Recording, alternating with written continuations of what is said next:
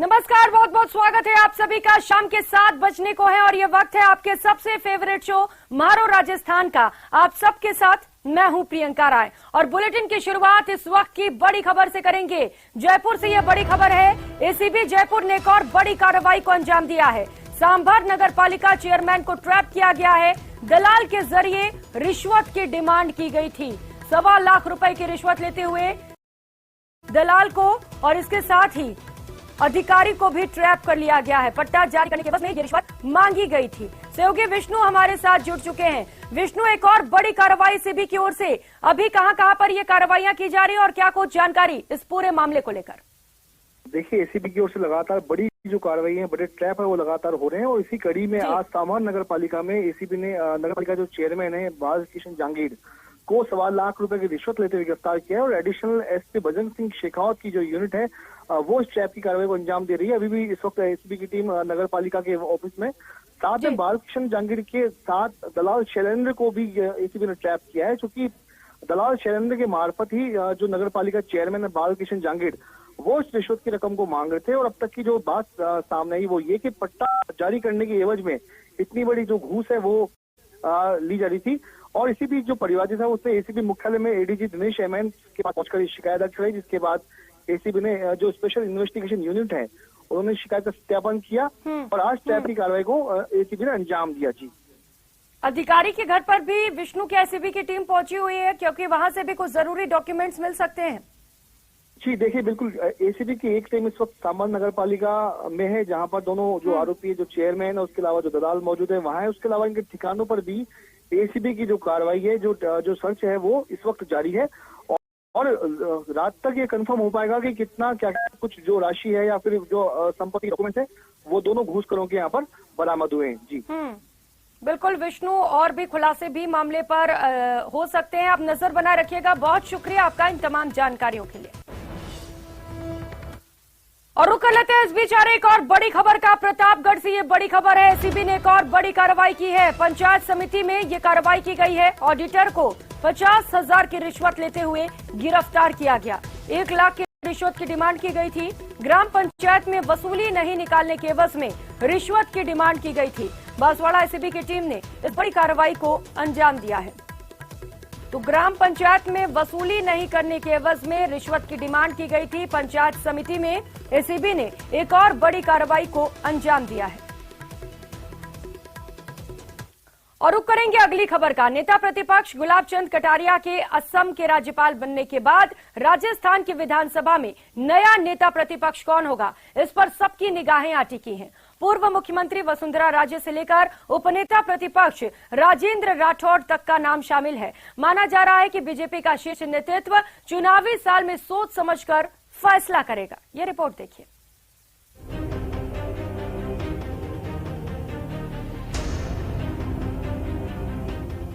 चुनाव से पहले बड़े बदलाव की ओर बीजेपी। देखो, भारतीय जनता पार्टी में कभी खालीपन आता नहीं है। सोचने का तरीका ठीक होना चाहिए। कटारिया की जगह किसे मिलेगी नेता प्रतिपक्ष की कमान?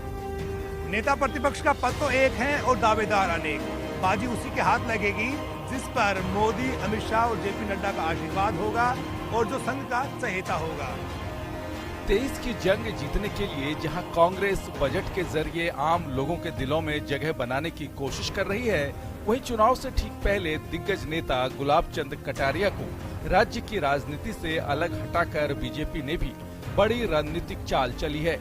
सवाल है कि सड़क से लेकर विधानसभा सदन तक सरकार को मुद्दों पर घेरने वाले गुलाब चंद कटारिया की जगह सदन में नेता प्रतिपक्ष की जिम्मेदारी किसे मिलेगी? हमारा ये सौभाग्य है कि हमारी पार्टी में इतने कार्यकर्ता काम करते हैं, तो आगे रहता वही दिखाई देता है, लेकिन क्षमता वाले कई पीछे रह जाते हैं। हमारे भाग्य में लिखा हम आगे आ गए। ऐसे हजारों कार्यकर्ता हैं जो हमारी जगह ले सकते हैं। नेता प्रतिपक्ष को लेकर कई दिग्गज नेता रेस में बताए जा रहे हैं, लेकिन उपनेता प्रतिपक्ष राजेंद्र राठौड़ और पूर्व सीएम वसुंधरा राजे का नाम सबसे आगे है। हालांकि संकेतों में ही सही, बीजेपी का प्रदेश संगठन फिलहाल उपनेता प्रतिपक्ष राजेंद्र राठौड़ का समर्थन करता नजर आ रहा। इस तरीके की वैकल्पिक व्यवस्था होती है तो ये सोच के ही होती है। अब सदन में अनुभवी और जो पार्लियामेंटेरियन के तौर पर जिनकी परफॉर्मेंस है, तो अभी है तो हम सब लोग मिलके उस पर सदन में काम करेंगे। राजेंद्र जी के अनुभव का उस नाते, उपनेता के नाते जब मनोनयन हुआ था, यही सोच के हुआ था। राजेंद्र राठौर 7 बार के विधायक हैं और 4 बार मंत्री रह चुके हैं, तो कटारिया के साथ मौजूदा वक्त में उपनेता प्रतिपक्ष की उन्होंने बखूबी जिम्मेदारी संभाली है। भारतीय जनता पार्टी में कोई कतार में रहे या कोई अपना नाम चलाए, ऐसी संस्कृति नहीं है। हमारा आला कमान, हमारा संसदीय बोर्ड तय करेगा। जिस किसी को जिम्मेदारी देंगे उसके साथ काम करेंगे। पहले गुलाब जी को जिम्मेदारी दी थी, उनके साथ काम किया। अगर और किसी को जिम्मेदारी देंगे तो उनके साथ। वसुंधरा राजे को भी पार्टी नेता प्रतिपक्ष की जिम्मेदारी सौंप सकती है, लेकिन ये भी तय है कि अगर राजे को नेता प्रतिपक्ष बनाया जाता है तो वो सत्ता आने पर सीएम की स्वाभाविक दावेदार होंगी। वहीं पाली से लगातार चुनाव जीत रहे ज्ञानचंद पारेख का नाम भी चर्चा में है। पार्टी का एक धड़ा कालीचरण सराफ का नाम भी ले रहा है, लेकिन माना जा रहा है कि संघ इस पर ऐतराज कर सकता है। पूर्व मंत्री मदन दिलावर को भी पार्टी मौका दे सकती है, तो पूर्व विधानसभा अध्यक्ष कैलाश मेघवाल का नाम भी सुर्खियों में है। कैलाश मेघवाल वसुंधरा राजे के बेहद करीबी नेताओं में शुमार माने जाते हैं। हालांकि माना जा रहा है कि नेता प्रतिपक्ष के चयन में जाति, क्षेत्र, प्रभाव और पार्टी के साथ साथ आरएसएस से जुड़ाव को भी खास ख्याल रखा जाएगा। हमारे तो जितने एमएलए विधानसभा में सभी योग्य है, कोई जिसको भी पार्टी बनाएगी वो बन जाएगा। आपकी सीनियरिटी बनती है, आप फायर ब्रांड दलित लीडर हैं। नहीं, ऐसा कुछ नहीं है। हम सब माननीय विधायक सब बराबर हैं। विपक्ष के साथ सत्ता पक्ष की भी नए नेता प्रतिपक्ष पर निगाह है। कटारिया के तीखे तेवर और विषयों पर पकड़ जैसे अंदाज वाले नेता की खोज बीजेपी में कहां जाकर खत्म होगी, इस पर कांग्रेस के वरिष्ठ नेता भी चौकन्ने हैं। उनकी पार्टी तय करेगी। उनके जैसा तो नहीं होगा, ये तो सुकून की बात है आप लोगों के लिए। ऐसा कुछ नहीं है, वो भी अच्छे व्यवहार थे, सब कुछ थे। अब ये तो चलता रहता है विपक्ष और पक्ष का। बाकी बहुत अच्छे ताल्लुकात रहे हैं उनसे, और बहुत आदमी भी बहुत अच्छे हैं। आदमी बहुत अच्छे हैं। चुनावी साल में नेता प्रतिपक्ष को गवर्नर बनाकर बीजेपी ने सत्ता में वापसी के लिए अपनी रणनीतिक सोच का आगाज कर दिया है, और बीजेपी में आने वाले दिनों में कई और अहम बदलाव होते दिख सकते हैं। वसुंधरा फैक्टर को भी पार्टी इग्नोर नहीं कर पाएगी, क्योंकि चुनावी साल में सबको साथ लेकर चलने की जरूरत जो है। कैमरा पर्सन दिलीप चेची के साथ बाबूलाल धायल, न्यूज 18 जयपुर। और खबरों में आगे बढ़ेंगे। मरीजों को इलाज का अधिकार देने के लिए लाए जा रहे राइट टू हेल्थ बिल को लेकर जहां डॉक्टर्स लगातार विरोध कर रहे हैं, तो सरकार ने भी सख्ती दिखाते हुए 15 फरवरी को इस पर फैसला लेने की डेडलाइन तय कर दी। ये रिपोर्ट देखिए। राइट टू हेल्थ बिल पर आर पार। राइट टू हेल्थ जो कि गहलोत सरकार आम जनता को देने जा रही है, पूर्णतया बहिष्कार ही जॉइंट एक्शन कमेटी का फैसला है। डॉक्टर्स का विरोध, सरकार की सख्ती। तो सरकारी अस्पताल बहुत है हमारे पास, 7 डिस्ट्रिक्ट मेडिकल कॉलेज है, जिला अस्पताल है, एसडीएच है, सीएससी है, पीएससी है, सब सेंटर है। हमारे पास सारा ढांचा तैयार है, तो हम किसी भी तरह की प्राइवेट अस्पताल अगर नहीं भी करें, चंडीगढ़ योजना में कोई हमने अनुरोध नहीं किया। हमारी नीति है भाई प्राइवेट को भी हम प्रोटेक्ट करें, सरकारी को भी करें, प्राइवेट अस्पताल भी चले।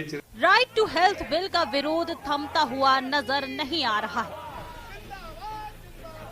निजी अस्पतालों द्वारा सरकारी योजनाओं का बहिष्कार लगातार जारी है, लेकिन इस बीच सरकार ने भी अपना रुख स्पष्ट कर दिया है। चिकित्सा मंत्री प्रसादी लाल मीणा ने साफ शब्दों में कहा है कि निजी डॉक्टर्स और सरकारी डॉक्टर्स का पक्ष सुनने के बाद 15 फरवरी को प्रवर समिति की बैठक में इस मुद्दे पर अंतिम फैसला होगा। सबका पक्ष जानने के बाद, अब 11 तारीख को सबका पक्ष जानने के बाद 15 तारीख को फिर सिलेक्ट कमेटी बैठेगी। सिलेक्ट कमेटी जो भी सर्वसम्मति से निर्णय करेगी उसी के अनुसार बिल लाएंगे। निजी अस्पतालों की ओर से चिरंजीवी योजना में मरीजों का इलाज नहीं करने की धमकी को लेकर भी चिकित्सा मंत्री ने सरकार की योजनाओं की रूपरेखा पेश की है और साफ कर दिया कि सुप्रीम कोर्ट की गाइडलाइन के मुताबिक तैयार इस बिल को लेकर सरकार दबाव में नहीं आने वाली। अगर वो नहीं करना चाहेगा तो सरकार किसी को जबरदस्ती नहीं करेगी। उनके लिए कानून नहीं ला रहे, आपको करना ही पड़ेगा, ऐसा कानून नहीं ला रहे हम। इमरजेंसी में आपको 10 बेड तक के हॉस्पिटल को WHO की जो गाइडलाइन है इमरजेंसी के सब उसी के अनुरूप हम बिल ला रहे हैं। तो गाइडलाइन है माननीय सुप्रीम कोर्ट का आदेश है, फैसला है बंगाल सरकार के संबंध में, उसी के अनुरूप हम राइट टू हेल्थ बिल ला रहे हैं। हालांकि डॉक्टर्स अब भी मानने को तैयार नहीं हैं। जयपुर मेडिकल एसोसिएशन के मुताबिक वर्तमान बिल किसी भी रूप में मान्य नहीं है। उन्होंने कहा कि एक मरीज के संवैधानिक अधिकार देने के लिए सरकार डॉक्टर्स के संवैधानिक अधिकार छीन रही है। आइए ग्राफिक्स के जरिए जानते हैं डॉक्टर्स की आपत्तियां। राइट टू हेल्थ बिल पर ये कैसा विरोध? बिल में इमरजेंसी की व्याख्या नहीं होने का प्राइवेट डॉक्टर्स विरोध कर रहे हैं। निशुल्क जांच इलाज को चुनावी शगुफा बताकर भी इसका विरोध किया जा रहा है। जिला स्तरीय कमेटी में जनप्रतिनिधि को जिम्मेदारी से भी डॉक्टर्स नाराज हैं। तो कोर्ट में अपील का अधिकार नहीं होने को भी गलत बताया जा रहा है। इस बिल के मामले में, इसके प्रारूप में लचीलापन दिखाना चाहिए। ये जो इसका जो प्रारूप प्रेजेंट है, ये तो कतई मंजूर नहीं है चिकित्सा वर्ग को। चिकित्सा वर्ग के संवैधानिक अधिकार का हनन है। एक संवैधानिक अधिकार आप जनता का दे रहे हैं, राइट टू हेल्थ बिल, जो कि पहले से बरकरार है, जो ऑलरेडी दिया जा रहा है, समस्त सेवाएं उनको मिल रही हैं। अभी निजी अस्पतालों द्वारा सरकारी योजनाओं के बहिष्कार का ज्यादा असर देखने को नहीं मिला है, तो कई निजी अस्पताल गुपचुप रूप से इलाज कर रहे हैं। लेकिन ये बहिष्कार ज्यादा दिन चलता है तो सरकारी चिकित्सा संस्थानों पर बोझ बढ़ेगा। सौरभ गृहस्थी, न्यूज़ 18 राजस्थान। 15वीं विधानसभा के 8वें सत्र के 7वें दिन बजट पर बहस हुई। बीजेपी नेता और सदन में उपनेता प्रतिपक्ष राजेंद्र राठौड़ ने बजट पर बहस की। आपको बता दें कि बजट पर अगले 4 दिन बहस चलेगी, जिसमें पक्ष और विपक्ष के विधायक हिस्सा लेंगे। वहीं 16 फरवरी को मुख्यमंत्री अशोक गहलोत बजट बहस पर जवाब देंगे। इससे पहले नेता प्रतिपक्ष गुलाब चंद कटारिया की जगह बीजेपी प्रदेशाध्यक्ष सतीश पूनिया विपक्ष की ओर से जवाब पेश करेंगे। इसी दिन सदन में गुलाब चंद कटारिया का विदाई समारोह भी आयोजित किया जाएगा।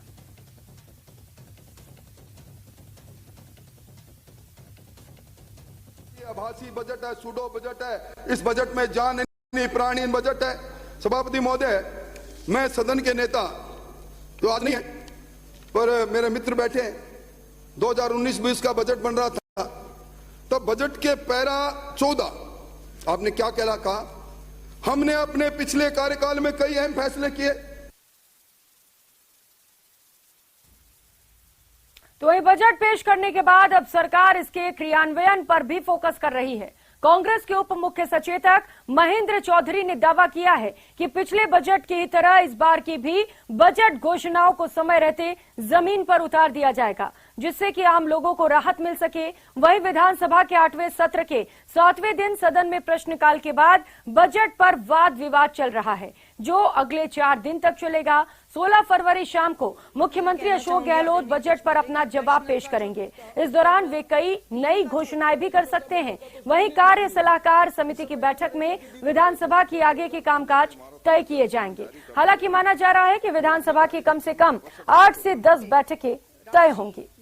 इसमें से आपने कितनी? और फरवरी में आया हुआ बजट में आज आपको दावे के साथ कह सकता हूँ, ये फरवरी में आया हुआ बजट जब तक चुनाव आएगा, आचार संहिता आएगी, निश्चित रूप से इसकी क्रियान्विति हो जाएगी। अधिकारियों के पास में बुकलेट पहुंच गई है, अधिकारियों ने कार्रवाई करनी शुरू कर दी है और मुख्यमंत्री जी उसकी मॉनिटरिंग के लिए लोगों को लगा दिया गया है। और हम लोग भी सतर्क है, ध्यान रखने अपने अपने क्षेत्र के अंदर जो जो विकास के काम हो रहे हैं, कब भूमि आवंटन होगी, कब पैसा आएगा, कब नींव की मूर्त होगी, कब उसका बिल्डिंग बन के खड़ी होगी, किस प्रकार से उसकी क्रियान्विति होगी। हम सतर्क है। विपक्ष को कहने का किसी प्रकार का कोई मौका नहीं मिलेगा।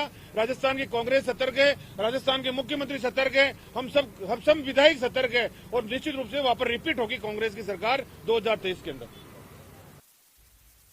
उधर सामाजिक न्याय और अधिकारिता विभाग ने घर बैठे लाभार्थियों को वार्षिक सत्यापन किए जाने के लिए मोबाइल ऐप लॉन्च किया है।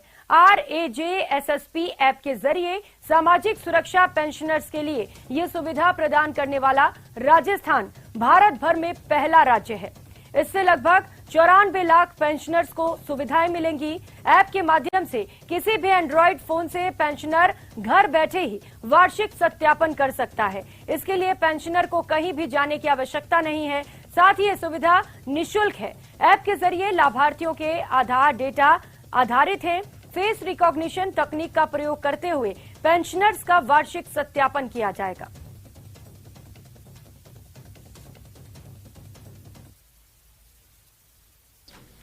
फेस रिकॉग्नाइज मोबाइल ऐप हमने आज जारी की है। ये उन लोगों के लिए है जिनका अंगूठा नहीं आता है, ई मित्रा तक जा नहीं पाते हैं, और क्योंकि पेंशनधारी के लिए हर साल एक बार उसका जीवित होने का प्रमाण पत्र देना होता है, तो एक इतना अच्छा काम है कि मैं समझता हूं अभी हमने आपके सामने किया है, मात्र 30 सेकंड लगे हैं, 30 सेकंड के अंदर व्यक्ति का सत्यापन होगा। और खबरों में आगे बढ़ेंगे। राजस्थान फोन टैपिंग मामले में सीएम के ओएसडी लोकेश शर्मा से आज दिल्ली पुलिस क्राइम ब्रांच ने तीसरी बार पूछताछ की है। पूछताछ के बाद लोकेश शर्मा ने कहा कि ऑडियो क्लिप मुझे सोशल मीडिया पर मिली और मैंने ही वायरल की। एक चुनी हुई सरकार को गिराने की कोशिश की जा रही थी। फोन टैपिंग से मेरा कोई वास्ता नहीं, वो सरकार जाने। मैंने हमेशा पूछताछ में सहयोग किया है, मुझे न्यायपालिका पर पूरा विश्वास है। अशोक गहलोत के ओएसडी लोकेश शर्मा इस वक्त मेरे साथ बातचीत के लिए मौजूद है। सर, फोन टेपिंग प्रकरण तीसरी बार पूछताछ के लिए क्राइम ब्रांच के सामने आप पेश हुए। पिछली बार की तुलना में इस बार कम समय लिया पूछताछ के लिए, क्या कुछ पूछताछ हुई और अब क्या स्टैंड है आपका? पूछताछ के लिए अब इनके पास कुछ बचा ही नहीं है, क्योंकि लगातार 2 बार जब मैं पूछताछ में उपस्थित हुआ तो 4-4, 5-5 घंटे का समय मैंने उन्हें पूरा समय दिया कि जितना भी सवाल वो पूछना चाहें लिखित में, मौखिक रूप से, उन सभी के मैं जवाब दे चुका। तो मुझे नहीं लगता कि और कुछ पूछताछ के लिए बाकी है। उन्हीं सवालों को बार बार रिपीट करना, उन्हीं सवालों के बारे में पूछना कि ऑडियो क्लिप्स कहाँ से आए, किसको आपने भेजे, किसने आपको दिए, तो उन सब सवालों का मैं जवाब दे चुका हूँ बार बार। तो अब मुझे लगता है कि इनके पास पूछने के लिए अब कुछ बचा नहीं है। अब आप देखिए, परसों शाम को 5 बजे मुझे मेल द्वारा नोटिस भेजा जाता है कि आपको सोमवार को उपस्थित होना है, और मैं हाजिर हो गया। तो अगर मेरे ऊपर ये आरोप लगाएं कि मैं कॉपरेट नहीं कर रहा हूं, तो इससे ज्यादा कि लगातार 5 बार के नोटिस में मैं 2 बार पहुंचा और 3 बार नहीं आ पाया, तो मैंने उसका कारण जवाब लिखित में भेज के इनको बता दिया। और परसों जो मुझे नोटिस मिला तो उसी पालना में मैं आज उपस्थित हुआ, और लगभग 1-1.5 घंटे तक जो भी इन्होंने मुझसे सवाल पूछे उनका मैंने जवाब दिया। जब मुझे ये कहा जाता है कि अब कंप्लीट हो गया है, उसके बाद मैं वहां से निकल के आता हूं।